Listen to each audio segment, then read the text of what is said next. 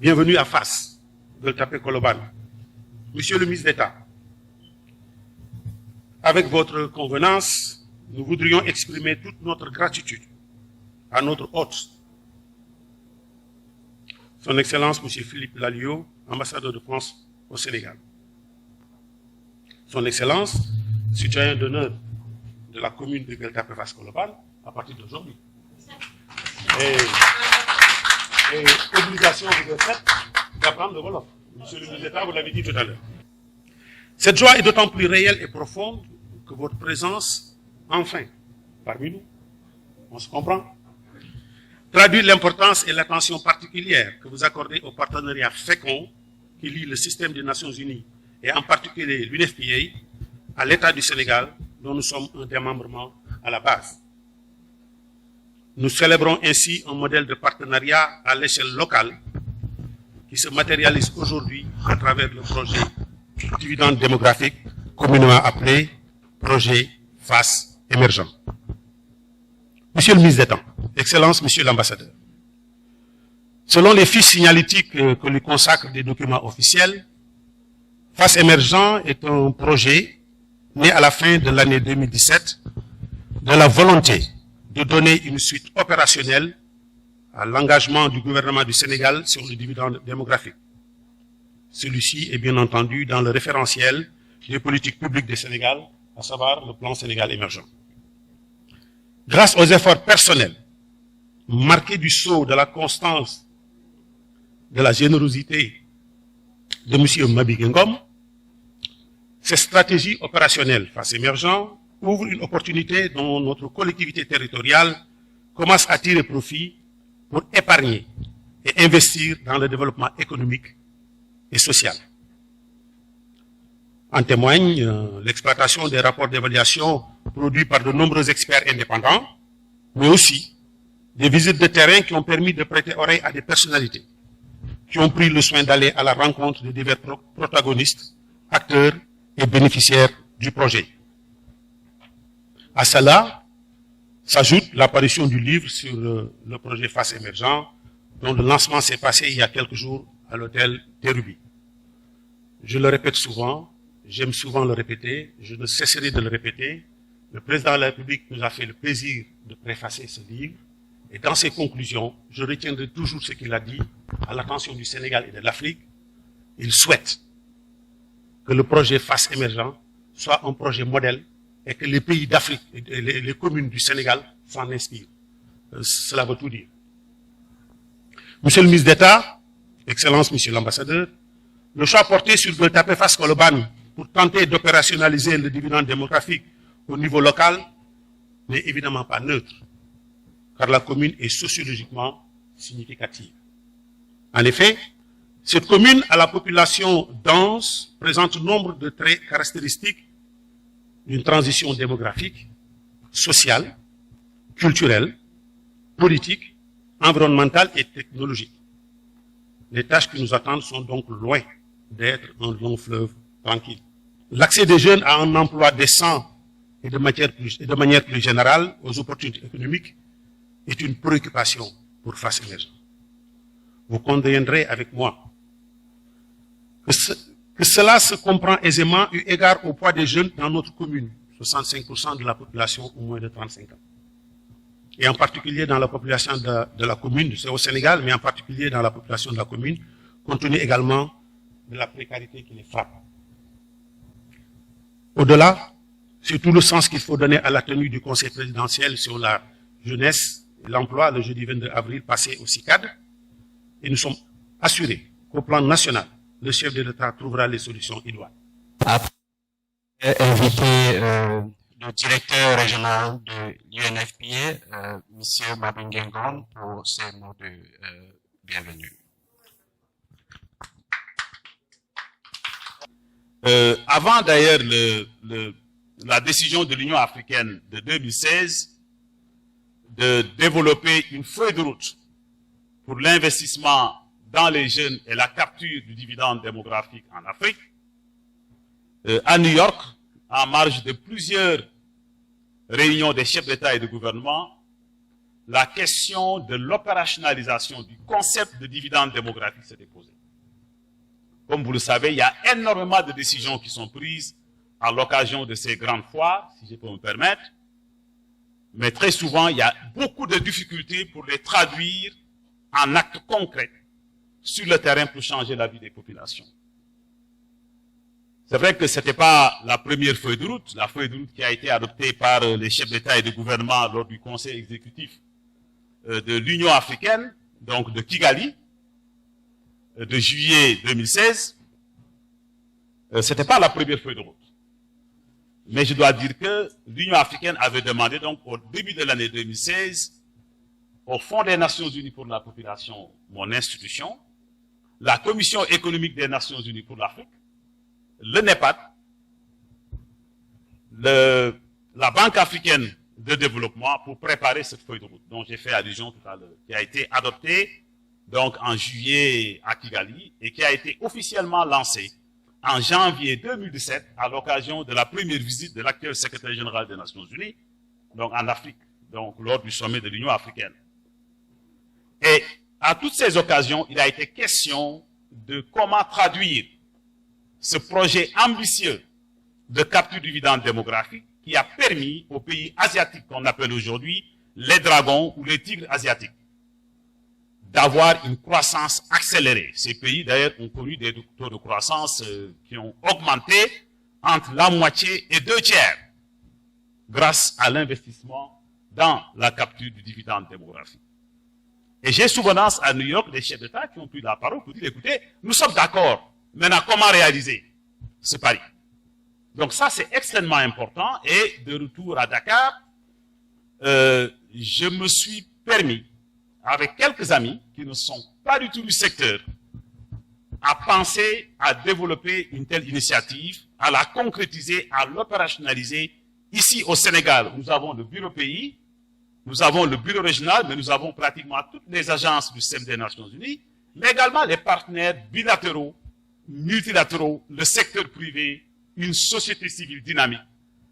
Mais également, nous avons un peu une politique de décentralisation qui quand même offre une opportunité exceptionnelle. Donc voilà un peu quelques idées qui nous ont poussés à lancer ce projet FAST, pour lequel je voudrais insister sur certains aspects. Le premier, c'est comme le maire l'a dit tout à l'heure, c'est la démarche partenariale.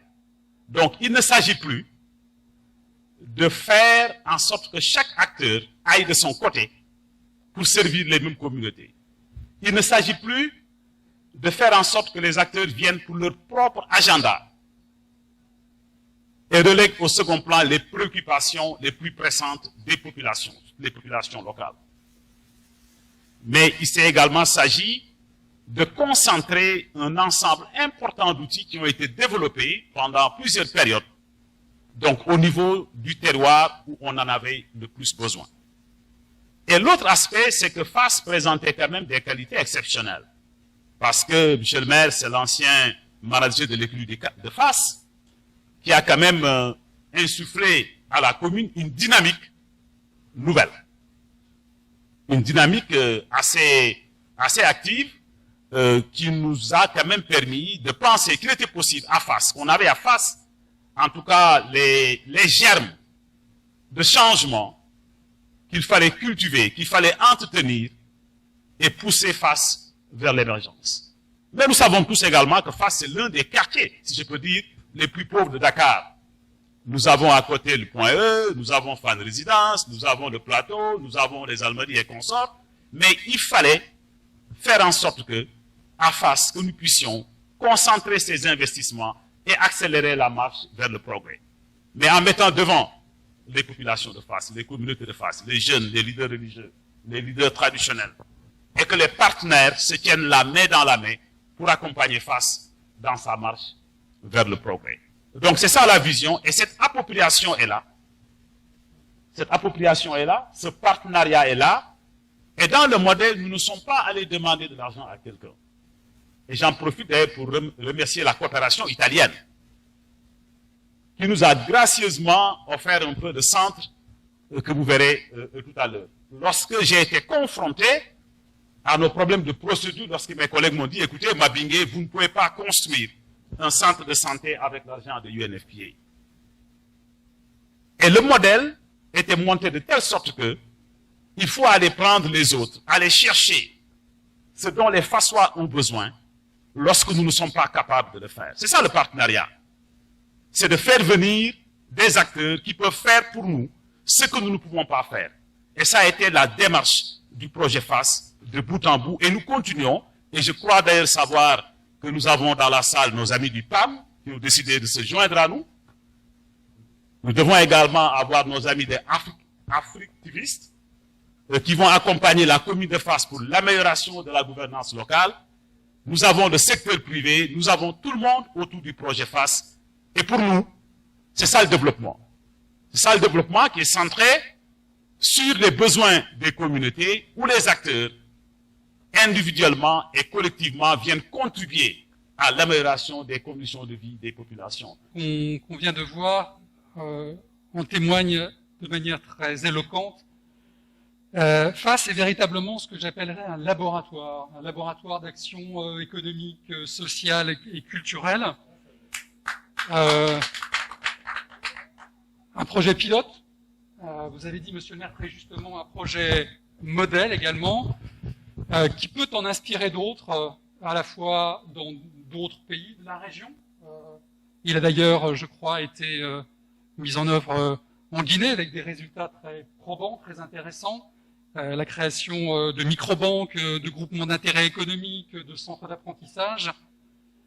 Donc il a une vertu modèle et pilote pour d'autres pays de la région. Il a une vertu modèle et pilote, je crois, et vous l'avez les uns et les autres déjà dit, mais je veux le répéter ici, pour d'autres régions, ici, au Sénégal, une forme de duplication qui sera tout à fait dans l'intérêt des populations qui pourront en bénéficier. Il faut donc à la fois entendre et faire entendre la voix des femmes et des jeunes.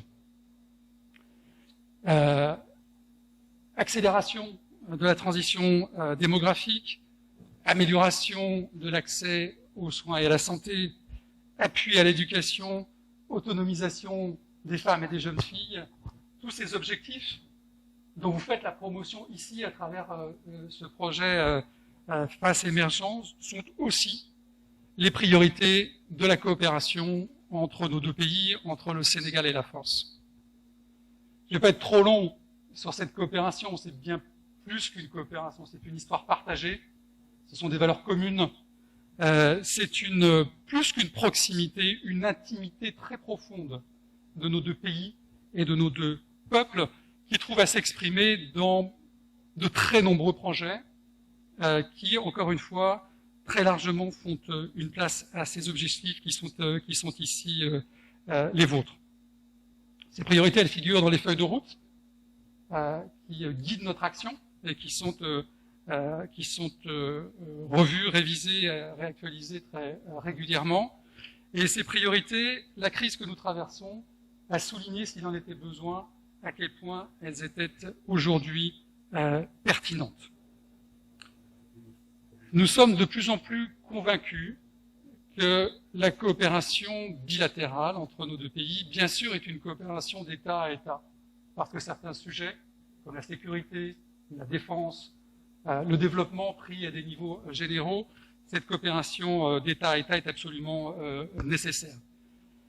Mais de plus en plus, nous pensons qu'il faut une coopération qui soit, comme on dit dans le jargon bureaucratique, infra-étatique.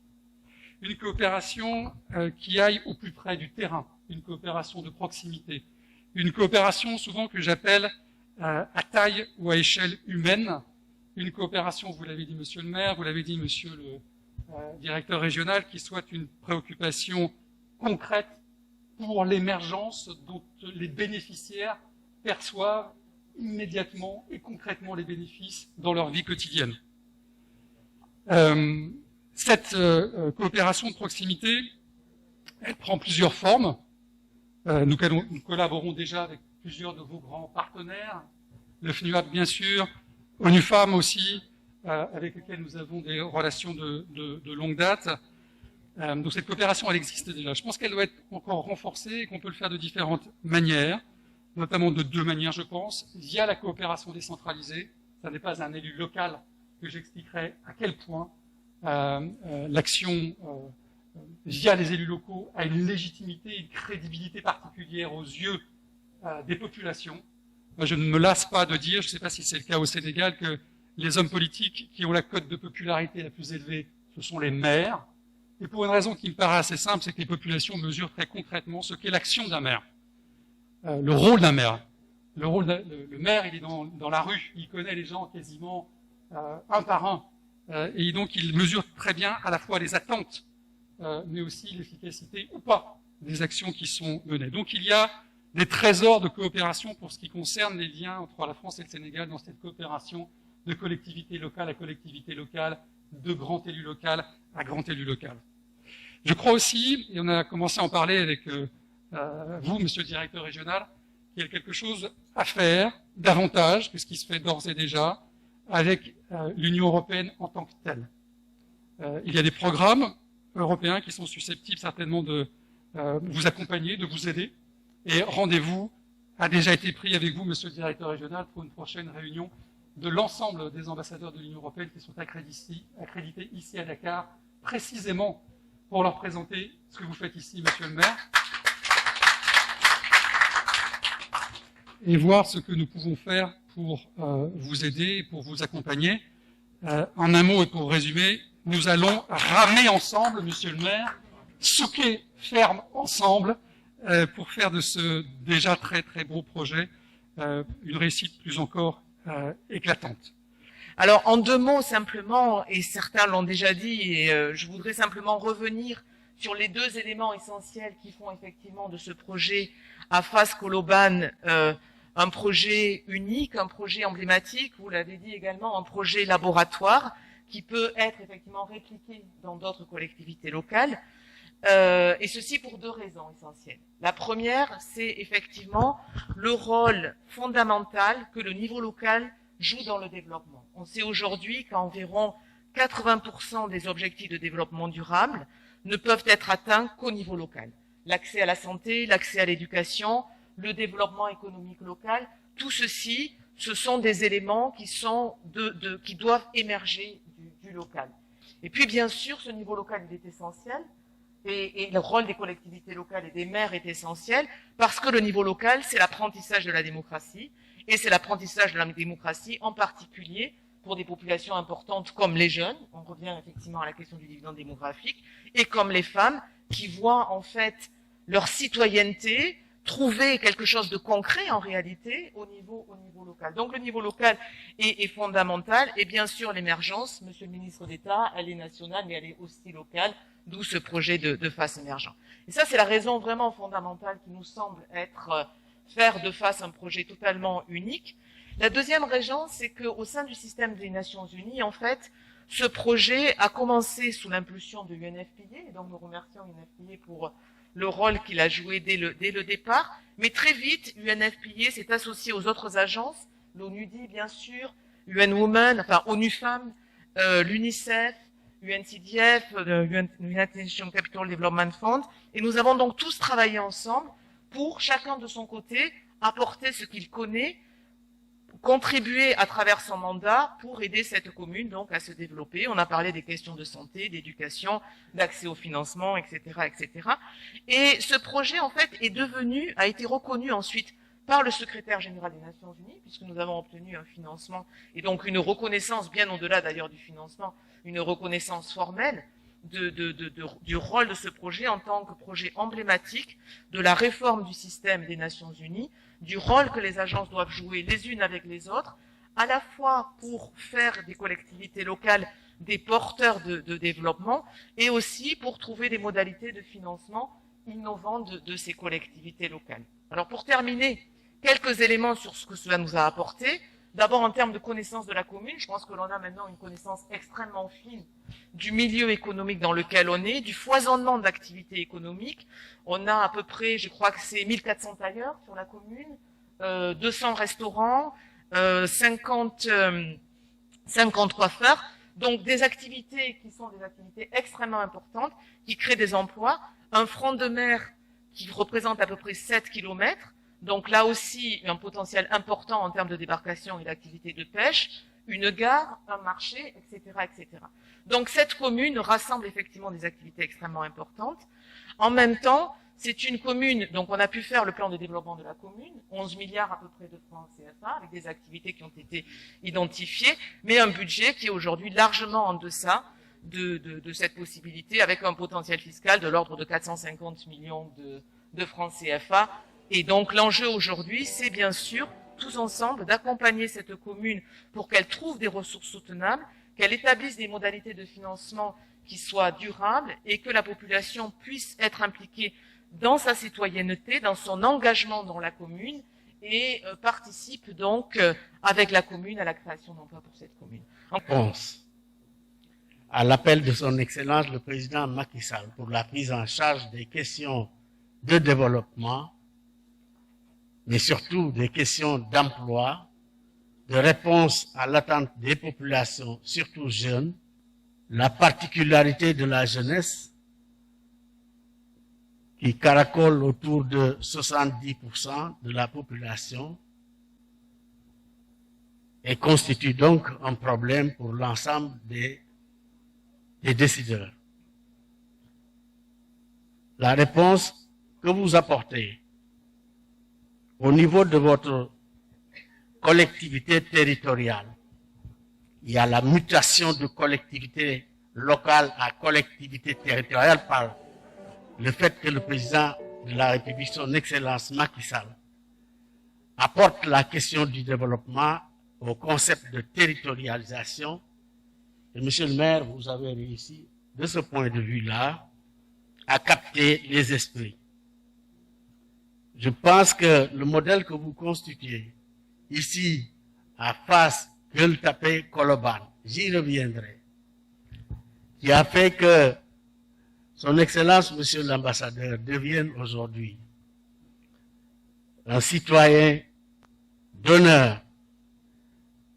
Monsieur le maire, si j'étais un habitant de Colobane ou de Gueule Tapée, alors, il y aurait une demande d'explication.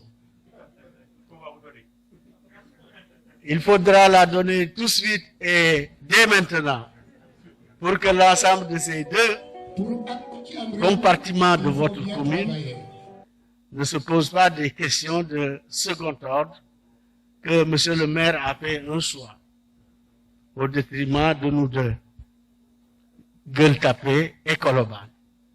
Mais comme je vous connais, un homme très rusé, et l'approche intégrative que vous utilisez pour impliquer la population, surtout la population jeune et la population des femmes, pour ne pas dire genre.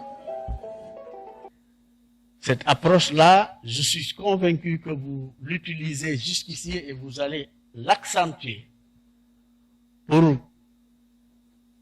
concentrer l'ensemble des énergies de la population de Fass, Gueule Tapée, Colobane vers cette réponse à l'attente du chef de l'État pour que le développement se conçoive et se réalise au niveau territorial avant d'en arriver au sommet.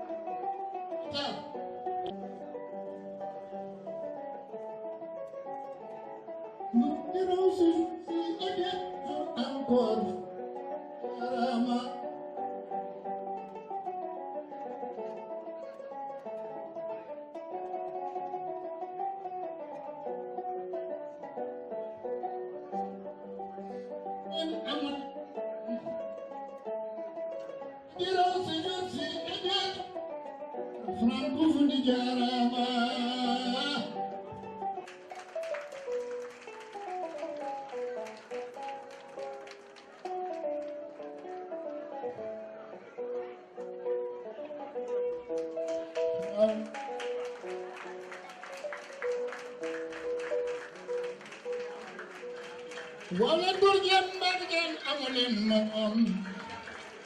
Nous le dirons ce jour-ci et bien toujours encore, francophonie jarama.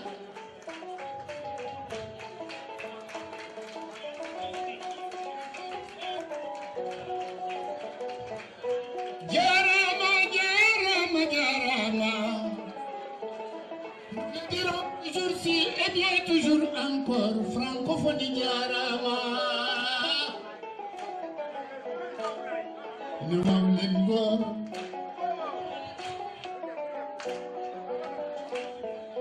Face de table à côté. Nous communes de dëgg amuñu morom dëgg waaw leen góor waaw leen góor